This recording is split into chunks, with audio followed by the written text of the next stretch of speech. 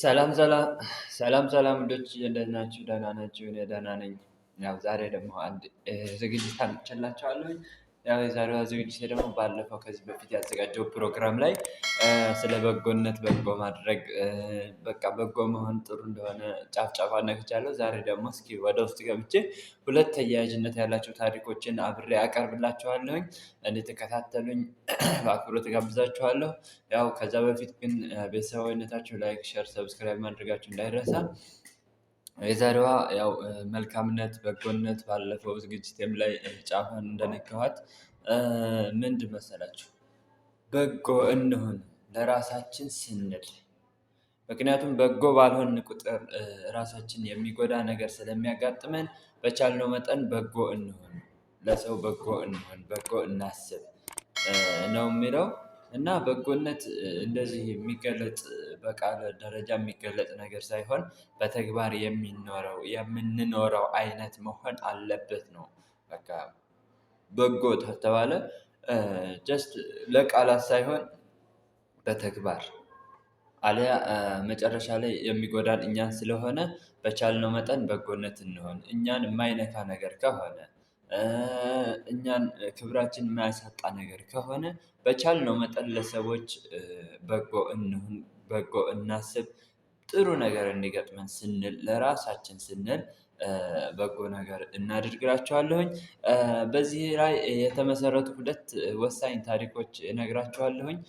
የመጀመሪያው ታሪክ ምን መሰላችሁ ውዶች? ያው በጣም የሚዋደዱ ባልና ሚስቶች ነበሩና ከዛ ባልየው ስጦታ ሊሰጣት አሰበና ሚስቱን ምን እንደሆነ ምርጫዋ አያውቅም እና ወደ ሱፐር ማርኬት ይዟት ሄደ።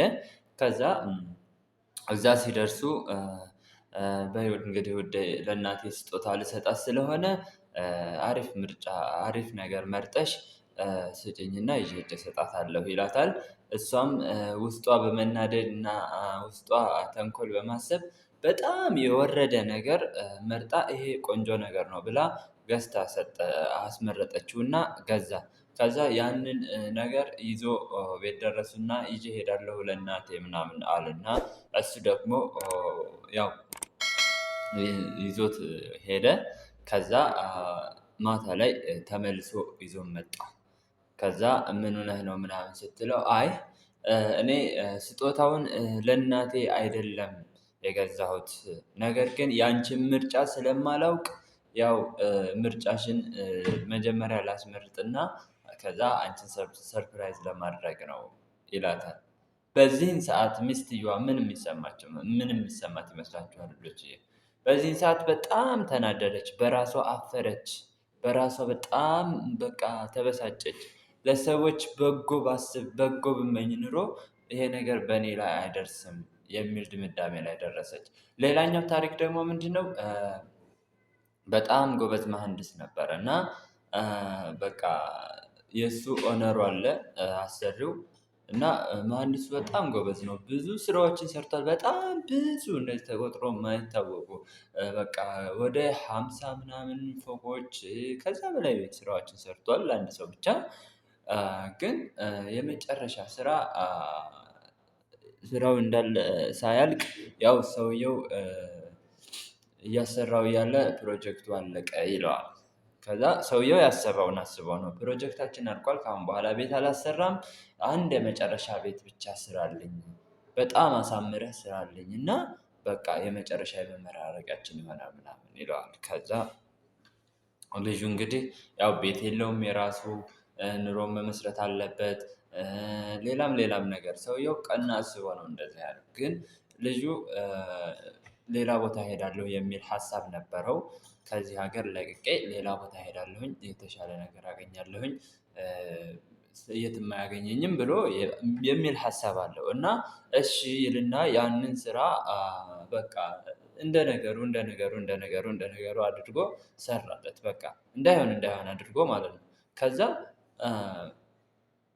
ያ ሰውዬ መጨረሻ ጨረስክ? አዎ። አጠናቀቅክ? አዎ። ያው አለቃ አጠናቅቄያለሁ። እንግዲህ ተመራርቀን ያው እኔም ወደ ሌላ ቦታ መሄድ አለብኝ፣ የተሻለ ስራ የተሻለ ገቢ ማግኘት አለብኝ እና ሌላ ቦታ ልሄድ ነው፣ በቃ መርቀቅ ላከኝ ይለዋል። ከዛ አለቃው ምን ቢለው ጥሩ ነው? በል እንግዲህ ልጄ ያው ለእኔ የሰራህልኝ ብዙ ስራዎች ናቸው እስካሁን ድረስ በጣም አስደስተኸኛል። በል አሁን የሰራኸውን ስራ ላንተ ነው እንጂ ለእኔ አይደለም ይለዋል። በዚህን ሰዓት ምን የሚሰማ ይመስላችኋል? በዚህን ሰዓት በጣም ተናደደ በራሱ በጣም አፈረ በጣም ተናደደ። ምክንያቱም ለሰው ጥሩ አሁን ልጁ ያሰበው ነገ ጧት ስለሚሄድ ቢበላሽ ባይበላሽ ምን አገባኝ የሚል ነገር ነው። እና ውዶችዬ ያው እነዚህን ይመስላሉ ታሪኮች። በተቻለ መጠን ለሰው ጥሩ እናስብ፣ መልካም እንሁን፣ መልካም ነገር እንድናገኝ ስንል ለራሳችን ስንል መልካሙን እንመኝ፣ መልካሙን እናቅድ፣ መልካሙን ለሰዎች መልካሙን እንናገር፣ መልካሙን በቃ ለሰዎች በቃ ጥሩ እንሁን፣ ይህን መልካምነት በተግባር እንግለጸው የሚል ሀሳብ ነው ያለኝ። ከተመቻችሁ ያው ላይክ፣ ሼር፣ ሰብስክራይብ ማድረግ እንዳይረሳ። እስከዛው ይመቻችሁ። ወዳችኋለሁ። ባይ ባይ።